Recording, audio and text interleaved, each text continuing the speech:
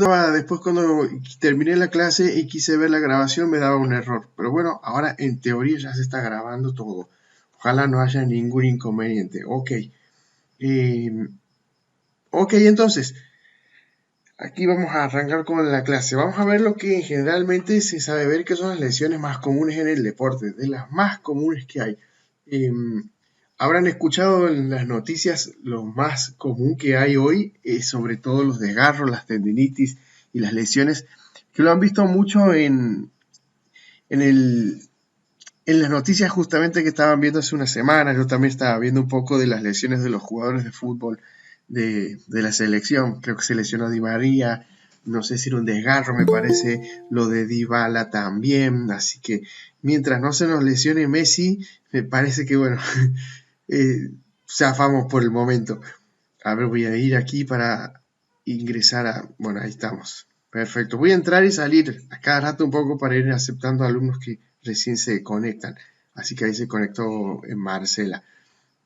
Ok, entonces, algo que nos compete a todos dentro del área de la salud y de lo que es el deporte, la deportología, bueno, son las lesiones, trastornos más comunes en el deporte. Así que empezamos con la más común de todas, sobre todo porque sabrán que cada deporte determinado tiene su patrón de movimiento particular. Los que hacen, por ejemplo, en el atletismo lanzamiento de jabalina, usualmente tienen lesiones a nivel del hombro. En el tenis pasa lo mismo con el codo de tenista se le dice, ya lo vamos a ver después, codo de golfista también. O sea que todo lo que sea tendinitis tiene su repercusión previamente porque el paciente ha hecho algún tipo de movimiento muy repetitivo que implica alguna resistencia y se hace de manera constante. Pero no solo se da en el deporte, en el área laboral también hay muchos accidentes de riesgo del trabajo que se le dice las famosas ART, pero que hay pacientes que piden carpeta o licencia porque tienen alguna tendinitis. Los que trabajan en las fábricas, por ejemplo, que tienen que hacer carga y descarga de peso, o los que tienen que armar componentes y siempre están con el mismo patrón de movimiento, sacando y poniendo, por ejemplo. Entonces eso hace algún tipo de lesión, irritabilidad en un tendón o en una vaina de un tendón. Entonces, cuando se habla de inflamación de un tendón, se le dice tendinitis. Itis, inflamación. Y cuando estamos hablando de una inflamación de la vaina del tendón, que es una especie como de cobertor, se le llama tenosinovitis, pero como verán también termina en itis, así que es inflamación propia de un movimiento repetitivo. Eso es justamente una tendinitis. Lo más común que se puede ver son los síntomas de dolor y un dolor muy focalizado, puntual, en la zona donde está la inflamación. También se ve impotencia funcional, eso significa que el paciente no puede hacer una función determinada. Por ejemplo, si tiene una tendinitis en el codo y probablemente cuando quiera hacer la flexión le va a costar muchísimo, eso le va a generar dolor y entonces si le genera dolor no lo va a hacer al movimiento. Y si no lo hace al movimiento empieza un proceso de anquilosis, se empieza como a fibrosar un poco esa articulación y mientras menos la mueva porque le duele, más se anquilosa, más se vuelve más rígida la articulación y duele más. Entonces se hace un círculo vicioso. A la larga son pacientes que van a cirugía porque no les queda otra. Previamente hacen fisio, previamente hacen masaje, previamente toman ibuprofeno, diclofenac y también algún corticoide, algún inyectable. Pero si no se hace reposo, el paciente generalmente termina en quirófano. ¿Qué otra cosa se ve? Debilidad muscular también, sobre todo las primeras 72 horas, se ve debilidad muscular relacionado a los músculos periarticulares. Cuando digo periarticulares, peri significa periférico, periférico o alrededor de la articulación, así que son los músculos más cercanos a la zona de dolor. A veces hay aumento de temperatura local. Cuando hay temperatura local en una zona de tendinitis es porque también hay alguna infección o algo un poquito más raro que puede estar pasando. Sobre todo puede que haya líquido. Y bueno, en el deporte generalmente se localizan en el codo, también tenemos en el tendón de Aquiles, en todas las zonas donde haya tendón puede haber alguna inflamación. Entonces fíjese ahí la imagen, esta paciente que se está tocando la parte de la muñeca, usualmente hay muchas tendinitis a ese nivel. Aquí voy a volver de nuevo a la pantalla. Perfecto. Bien, ya estaba aquí. Ok. Hay muchas, como les decía. Rotuliana, a nivel de las rótulas, la rodilla. La radial, que se estaba recién tocando el paciente en la zona del radio y la muñeca. La bicipital también es muy común. Epicondilia, eh, que se llama codo de tenista. Epitroclear, codo de golfista. La del tendón de Aquiles. La subacromial también, que significa que está debajo del acromioma, donde hay tendones a ese nivel. Ahí hay mucho.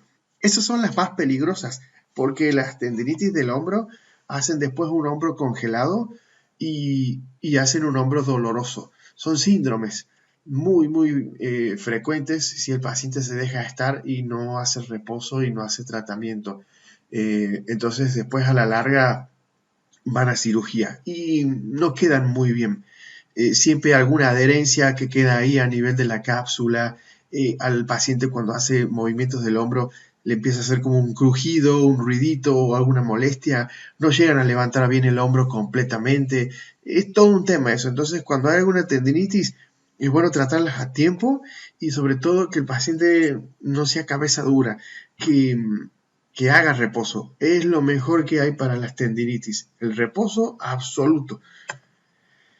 Bueno, como tenemos ahí el ejemplo, el codo de tenista es el dolor a nivel del tendón justamente del codo, pero en la parte externa donde se toca el paciente, es la parte externa. Cuando tenemos un dolor en la parte interna del codo, ya estamos hablando de codo de golfista. Es propio del patrón de movimiento de este tipo de deportistas. Ustedes fíjense cómo juegan los tenistas, sobre todo cuando tienen que pegar con la raqueta, la técnica del revés, que se le dice, están flexionando, o mejor dicho, haciendo una extensión muy común y muy frecuente de la muñeca. Entonces eso hace que ese movimiento repetitivo repercuta a nivel del codo. A la larga hacen una tendinitis. Fíjense ahí, estamos viendo también de perfil el codo y vemos ese tendón que llega al húmero y se empieza como a deshilachar, como que se empieza a romper de a poquito. Primero un 15% de las fibras, después aumenta un poquito más, pero puede que haya líquido también en la zona, que se inflame, que haya temperatura. Entonces, capaz que lo calman con un poco de frío, algún diclofenac, después aumentan la dosis y no sirve, van a fisio, corticoides duran 6 meses, se inyectan 2 o 3 veces al año y después ya van a cirugía. Esos son los procesos que generalmente siguen los codos de tenista o de golfista, sobre todo en atletas que no pueden dejar la actividad. Si estamos hablando del amateurismo, no hay problema, porque no es su trabajo, no viven de eso, pero el profesional es como que no queda otra que tiene que seguir. Entonces la mayoría de las veces infiltran y entonces siguen jugando porque no les duele, pero el tendón se sigue deshilachando. ¿Ya? Entonces eso para comentar. El codo de golfista, como verán, vean la diferencia donde se toca el paciente, se toca el codo, la parte interna, a diferencia de esta parte del tenista que se toca la parte externa. Una es la zona de la tróclea y otra es la zona del cóndilo. Pero los dolores, los síntomas y todo es exactamente el mismo. Nada más que el deporte es distinto y la zona donde se afecta el dolor. Ahí están viendo también un ejemplo de cómo ese tendón a la larga puede empezar a haber rupturas o soluciones de continuidad que se le sabe decir cuando se corta el tendón. Y no hay casos en donde se corte al 100%, pero posiblemente puede llegar a hacerlo si es que el paciente utiliza un patrón de movimiento con mucha resistencia. ¿Qué otras cosas hay que están relacionadas a la inflamación? Las famosas bursitis. Nada más que en este caso la inflamación es en una bolsa serosa, que es una bolsita que hay en muchas articulaciones donde hay líquido, ¿sí? Imagínense como si esto fuese una especie de Sí, tal cual, como bolsita con líquido que lubrica la zona, lubrica las articulaciones. El dolor es fuerte, la temperatura en general aquí sí aumenta, no como las tendinitis que hemos visto recién, pero aquí sí porque hay líquido y ese líquido a veces se puede infectar. Y generalmente sí hay aumento de temperatura, posiblemente 37, 38 grados, pero no es mucho tampoco para una zona local focalizada. Se puede poner un poquito rojo también la zona y a veces se infecta si no se trata a tiempo. Si a alguien le ha llamado la atención las siglas ABD al final, significa que al paciente le genera molestias en las actividades de la vida diaria. Así se dice en salud, eh, lo que sea que tiene que ver con las funciones del paciente. Actividades de la vida diaria las simplificamos en 3 siglas. Eh, bueno, respecto a las clasificaciones, también hay bursitis en la rótula, en la rodilla, digamos, en el codo, la zona olecraniana, debajo del acromion y por encima del acromion también, porque hay bolsitas ahí, y las trocanterias que son a nivel de la cadera, trocánter mayor en el fémur, ¿sí? Así que, sobre todo, esas son complejas, pero difíciles de tratar desde el punto de vista médico, porque la mayoría de las veces lo que se hace es punción. Se coloca una aguja, una inyección, digamos, y se saca el líquido para que eso desinflame. Pero en la zona del trocánter es un poquito complicado, digamos, por la cantidad de tejido graso que hay en la parte lateral, digamos. Pero se pueden tratar igual. Como verán, ahí vemos un ejemplo, en una ilustración, se ve la parte de la rodilla, fémur por arriba, tibia y peroné por abajo. Bueno, bursitis prepatelar y postpatelar también o infrapatelar. Ahí están las bolsitas inflamadas. Las rodillas se ponen con un tamaño importante, digamos. Pero el abordaje es súper sencillo. Generalmente el tratamiento es más que nada médico que kinesiológico o fisioterapéutico o desde el punto de vista de la masoterapia. Cuando el paciente se deja estar mucho y pasan varios días y no puede mover la rodilla porque se le inflama la zona, y ahí a veces interviene el kinesiólogo, ahí a veces interviene el de masajista deportivo para de alguna manera empezar a activar los músculos que han estado en desuso. Porque tengan en cuenta, chicos, que cuando hay una lesión y ese paciente no quiere mover la articulación porque le duele, eh, pasadas las 12 horas, ahí empieza el proceso de atrofia, o sea, el músculo empieza a disminuir de masa y de volumen. eh, y si pasa mucho tiempo empieza a hacerse más chiquito, más delgadito. No sé si alguien ha tenido alguna vez algún amigo o les ha pasado a ustedes que tengan que hacerle alguna eh, una fractura, por ejemplo, y les ha quedado después que les han puesto en yeso y les han sacado el yeso y después ven que el músculo ha quedado delgadito con respecto al otro brazo o a la otra pierna, por ejemplo, es porque ha empezado un proceso de atrofia. Entonces, en el masaje deportivo es fundamental hacer técnicas de masaje precompetitivas que son rápidas y estimulantes para activar ese músculo. Siempre se ayuda con fisioterapia, que recordemos lo que es la fisioterapia en sí, es sobre todo la utilización de equipos, agentes físicos, calor, frío, electricidad también se utiliza mucho, lo que es la electroestimulación para activar las fibras del músculo y darle de nuevo ese proceso normal que debe tener para que se empiece a contraer y trabaje mejor la zona de la articulación. Así que, bueno, eso para comentar de las bursitis. Fíjense en esa imagen. A nivel del codo estamos viendo la bursitis olecraniana. Ven que está un poquito rojo, seguro si se toca la zona está un poquito caliente, se hace punción, como les decía, se saca líquido y eso vuelve a la normalidad. Es bien sencillo de tratarla, a veces se da antiinflamatorios también, si hay una infección hay que ver si el líquido ese no tiene algún tipo de bacterias y se da antibiótico a los pacientes, así que eso se va viendo también con un avance, sobre todo si hace fiebre general, sistémica. ¿Qué otra más tenemos? Ahí en el hombro, la bursitis subacromial, que se le sabe decir. Esta sí también es complicada, sobre todo desde el punto de vista del tratamiento, porque eh, colocar la aguja a ese nivel requiere de mucha expertise eh, para que el paciente no le genere ningún tipo de dolor y la aguja vaya directamente a la zona donde está la inflamación.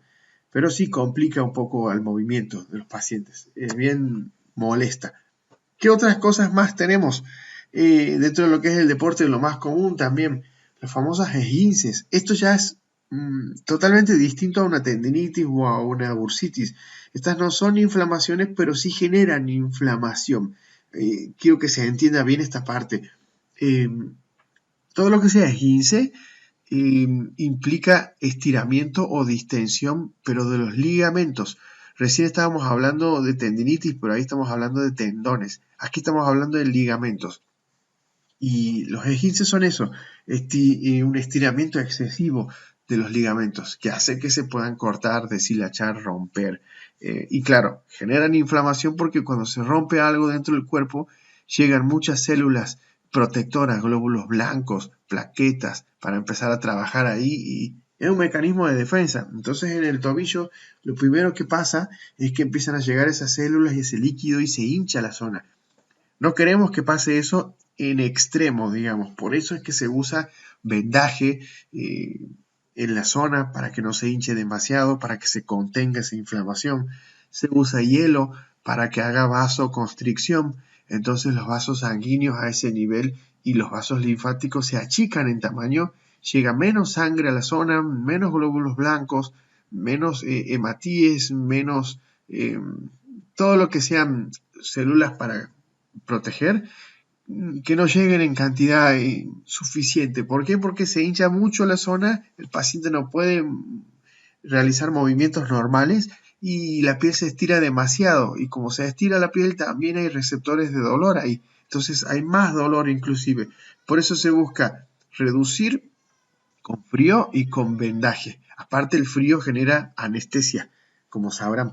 ¿Y qué más tenemos? Obviamente dolor, edema, que es acumulación de líquido. Y sí, obviamente los movimientos del tobillo se limitan. Pero los esguinces son muy comunes y hay muchas clasificaciones. Vemos ahí en el tobillo el esguince, que es lo más común. Cuando ustedes escuchen esguince, normalmente es en el tobillo, pero se puede dar un esguince en la columna vertebral, en la rodilla, en una muñeca.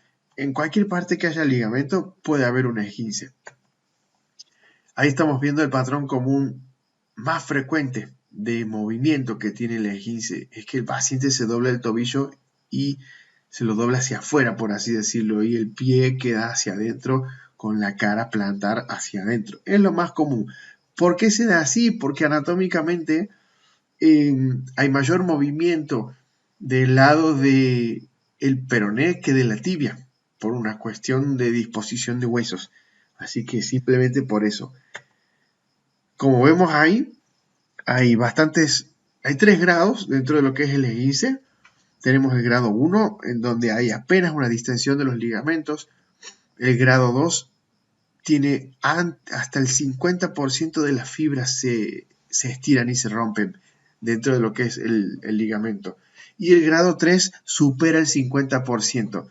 No siempre es el 100%, no es que se corte todo, pero cuando ya supera el 50% se le dice grado 3. Generalmente en esos casos se va a cirugía igual, porque es cuestión de tiempo para que se corte el 100%.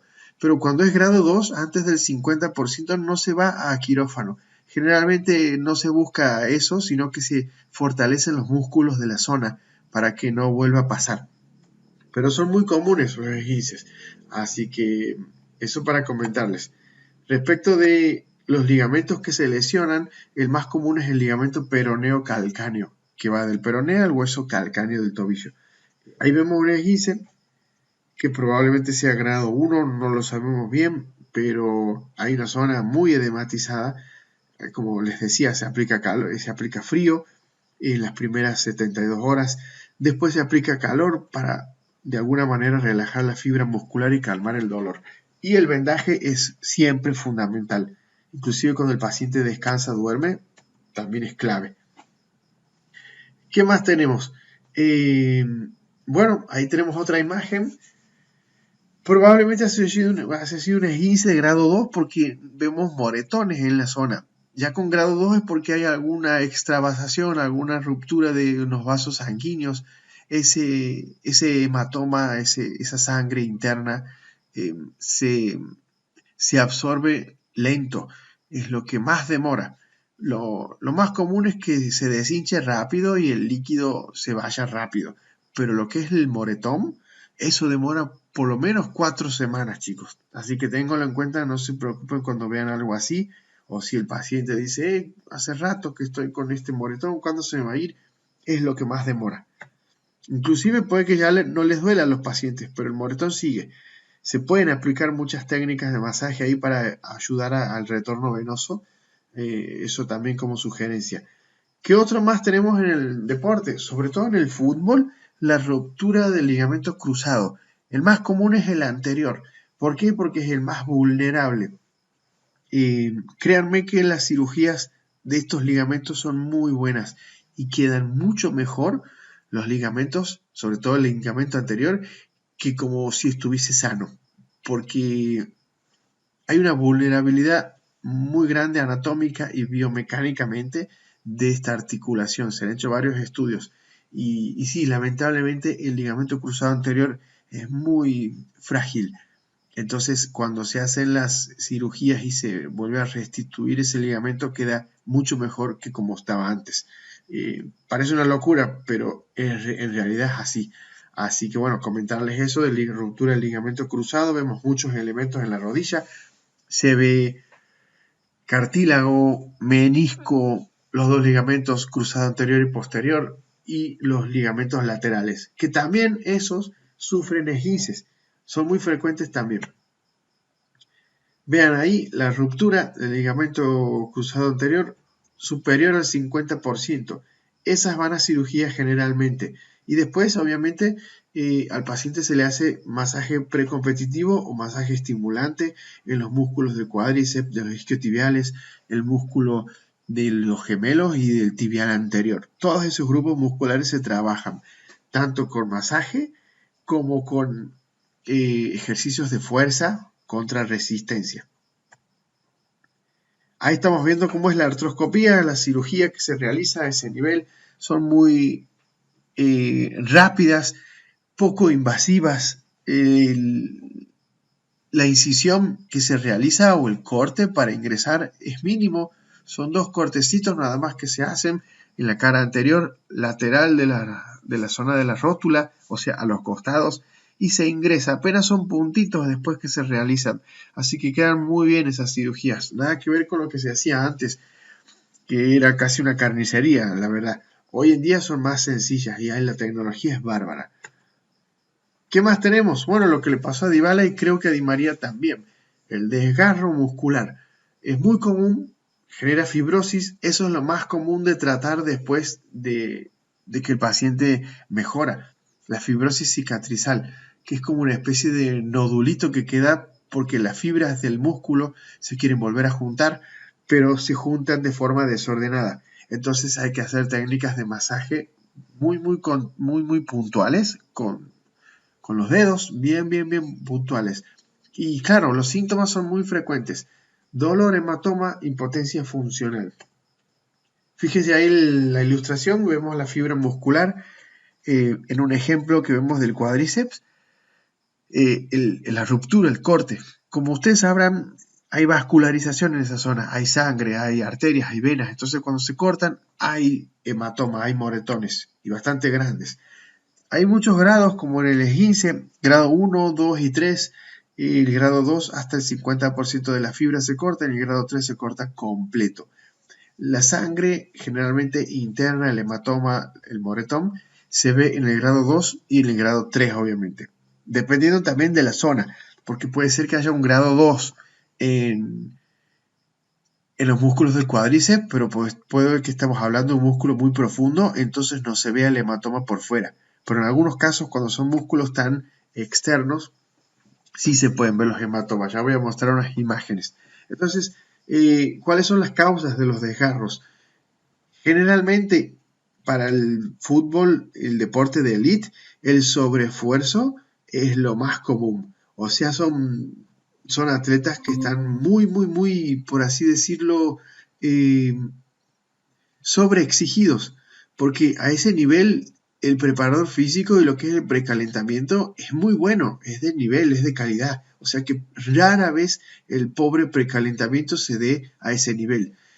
Sí, tal vez en el amateurismo, pero a nivel elite hablando por ejemplo de Dybala, de Di María, de Messi, de Cristiano Ronaldo, de todos esos jugadores, la sobreexigencia es lo que hace que se desgarre el músculo, porque es un músculo que ya está como frágil, debilitado de tanto que se le da. ¿Ah? Entonces, eso para comentar. La mala circulación es algo no tan frecuente, pero sí la fatiga muscular, el sedentarismo se da en muchos de los deportes amateur.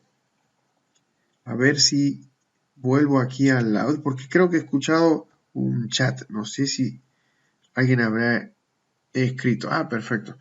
Ok.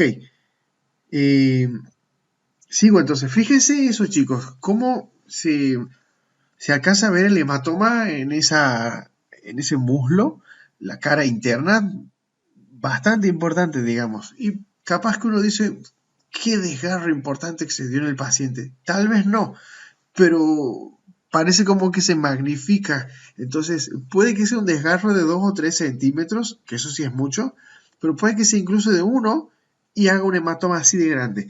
Generalmente en esos casos se utiliza una técnica con frío que se llama criocinesis. Está muy buena porque el frío genera analgesia, disminución de dolor, anestesia también, así que el dolor se va muy rápido en las primeras horas. Y bueno, obviamente lo que queremos es vasoconstricción para que no se disipe tanto la sangre interna. Eso para comentar, ahí entro de vuelta. Perfecto, entonces criocinesis es muy bueno. En el deporte se utiliza mucho esto, se utiliza mucho, eh, ¿cómo se llama esta crema? Átomo desinflamante se utiliza mucho, que tiene alcanfor, ese mentol, ese olor fuerte, digamos, característico. Hoy en día ya esas cremas vienen sin ese alcanfor, sin ese olor y algunas con, pero se utilizan esas técnicas con la crema esta de átomo desinflamante y la criocinesis, el frío, que, como para paliar un poco el dolor agudo que tiene el paciente. Bueno, y las fracturas también se dan, sobre todo en los deportes de mucho contacto. El rugby, quiero nombrarla primero, el fútbol también se da, pero no tan frecuente. Hay muchos tipos de fractura. En el deporte lo más común es esa fractura directa y también las fracturas indirectas, que no tienen que ver con un golpe o un impacto en el hueso, sino por una concentración de fuerza. Ya voy a mostrar esas imágenes. Eh, Hay fracturas oblicuas, comminutas, en espiral y las compuestas. Esas son las peores porque las compuestas, como se ve en la imagen, puede que lesionen tejido y el hueso salga, o sea que es una fractura expuesta. Ven en el fútbol, por ejemplo, ahí no sabemos si es una fractura expuesta, pero porque lo contiene todo el vendaje que tiene el atleta y las medias. Pero fíjese ahí que la fractura es de tibia y peroné, pero clarito se ve. Entonces, muy común en el fútbol ese tipo de fracturas. Aquí también vemos fracturas de cúbito y radio. También puede que el paciente se haya caído y haya colocado las manos. Entonces, por concentración de fuerzas, se fracturan esos dos huesitos, ¿sí? Generalmente son los dos. Rara vez hemos visto en la clínica que se fracture uno solo. La mayoría de las veces son los dos o una combinación de fractura-luxación. Se fractura un hueso y se luxa el otro. Se sale del lugar. ¿Qué otras más tenemos? Pero sobre todo en atletas que hacen, sobre todo running, la fascitis plantar. Son inflamaciones de la fascia de la planta del pie y a veces se confunden con otras patologías que no se ven mucho en el deporte, pero sí generalmente en personas que tienen trabajos en donde están mucho tiempo parados o caminan mucho, espolón calcáneo. El dolor en la fascitis se da cuando el paciente camina y hace la fase de despegue, ¿sí? Donde estira mucho la fascia de la planta del pie. Ven ahí la imagen, es una fascia plantar que no es ni músculo, ni ligamento, ni tendón. Es un tejido interesante, digamos que es una fascia que recubre toda la zona de los tejidos blandos, pero se inflama y duele. Y a veces con el frío, con el calor, es difícil de tratarlo porque la planta del pie tiene mucho tejido graso, entonces la grasa es un aislante térmico, tanto el frío como para el calor. Entonces, a veces lo que se hace mejor es tratarlo con masoterapia, no hay otra. Y reposo, esas dos cosas. ¿Qué más tenemos? Bueno, la luxación del hombro que se da sobre todo en el rugby, en los tackles, en los scrum, en esos golpes de impacto, que a veces también hacen fracturas de clavícula. La luxación de hombro es muy, muy interesante de tratar porque el tratamiento es interdisciplinario. Masoterapeutas, kinesiólogos, fisioterapeutas, traumatólogos, de todo. Entonces, se trata de restituir la movilidad y darle de vuelta a ese paciente el rango articular normal que tenía. Bueno, la luxación es justamente eso, una pérdida de congruencia entre las articulaciones. Y bueno, afecta húmero, glenoides, sobre todo porque es la articulación específica ahí a ese nivel, y provoca deformidad, deformación, impotencia funcional, dolor, se rompe la cápsula en algunos casos. Fíjense que lo más común es una luxación anterior, esa es la más común de todas, que se va hacia adelante y hacia abajo el componente del húmero, ¿sí? Hacia adelante y hacia abajo por lo general se va porque los músculos tiran, entonces es lo más común que se sabe ver. Y por la disposición anatómica también que tiene la zona. Si ustedes ven ahí, en este paciente, se ve la luxación del hombro del lado derecho. ¿Duele? Sí, duele bastante, digamos. Colocarlo también es difícil, hay unas técnicas interesantes para hacerlo. 2 o 3 son las variantes para colocar hombro, todo depende de sobre todo el tipo de dolor que tenga el paciente y el tipo de luxación, si es anterior, si es inferior, si es posterior. Así que eso para comentar respecto de las patologías en general a nivel del deporte. Y bueno, dentro de lo que es la masoterapia, en todas las patologías, la masoterapia tiene una injerencia importante, sobre todo desde el punto de vista muscular y para calmar el dolor. Pero siempre recuerden que se trabaja en equipo. Nosotros hacemos una parte, el kinesiólogo hace otra, el traumatólogo hace otra, el preparador físico también trabaja de forma diferente, el personal trainer también, porque sobre todo tienes que aplicar ejercicios para fortalecer la zona. Así que cada uno aporta lo suyo para que ese paciente vuelva a la normalidad, por así decirlo. Pero yo siempre comento que en general, chicos, lo que más se le sabe recomendar al paciente y que no lo hace, tanto a nivel amateur como a nivel profesional, es el reposo. El reposo es clave, sobre todo en las tendinitis y en las inflamaciones, pero es muy, muy importante todo eso para que lo tengan en cuenta. El paciente es cabeza dura igual, así que, bueno, comentarles eso sobre todo. Chicos, creo que he dado toda la clase completa, me parece, sí. ¿Alguna consulta o duda que tengan para hacerme respecto de esto que habíamos hablado, de lo que son patologías del deporte? Avísenme, aquí estoy en línea. O si quieren escribir por el chat. Todo muy claro, profesor. Buenísimo, Carlos. Genial. Siempre al pie del cañón, Carlos, en todas las clases, ahí siempre disponible. Genial, entonces. Chicos, ok. Creo que nos vamos a ver la clase que viene. Vamos a empezar con un tema nuevo ahí que ya les voy a ir comentando. Lo vamos a armar durante la semana como para darles algo extra. Me parece que vamos a estar hablando sobre todo de técnicas de stretching y elongación.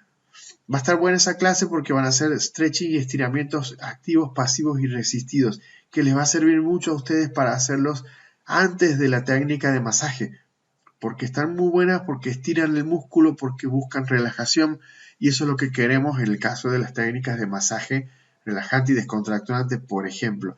Así que técnicas de stretching vamos a estar viendo la próxima clase. Va a estar buena, va a estar súper interesante, sobre todo porque se van a tratar otros temas más relacionados a técnicas que pueden utilizar previas al abordaje terapéutico, sea que hagan masaje deportivo, masaje de drenaje linfático o masaje con cañas de bambú o todo lo que es masaje relajante y descontracturante. Así que eso lo vamos a ver la clase que viene. Yo de mi parte ya los despido y les deseo un muy buen fin de semana, sobre todo para los que están en Argentina, para que disfruten el clima que nos está tocando, que está re lindo. Así que, Igualmente, profe. bueno, muchísimas gracias, Gabriel, Carlos, Luz, Guido, Igualmente, Marcela, igualmente. Andrea, Isabela, Sandro. Gracias, profe. Chicos, que estén muy bien, gracias, gracias a Y bueno, todos. feliz Día de la Madre para todos. Exacto, Gabriel, gracias, tal cual. Yo digo gracias, pero no es para mí, digamos, gracias por hacerme acordar. Feliz Día de la Madre para todos. Bueno, chicos, muy feliz fin de semana. Nos estamos viendo entonces, ahí Igualmente. conecto la cámara. Bueno, profe, lo mejor. Chao, profe. Muchas gracias. Muchas Gracias a gracias por ustedes, todo. chicos, gracias por estar ahí. Abre la clase. Disfruten de la familia. Nos vemos. Gracias, gracias. Gracias. Chao a todos. Chao, Noemí, nos vemos. Chao, chicos, a todos.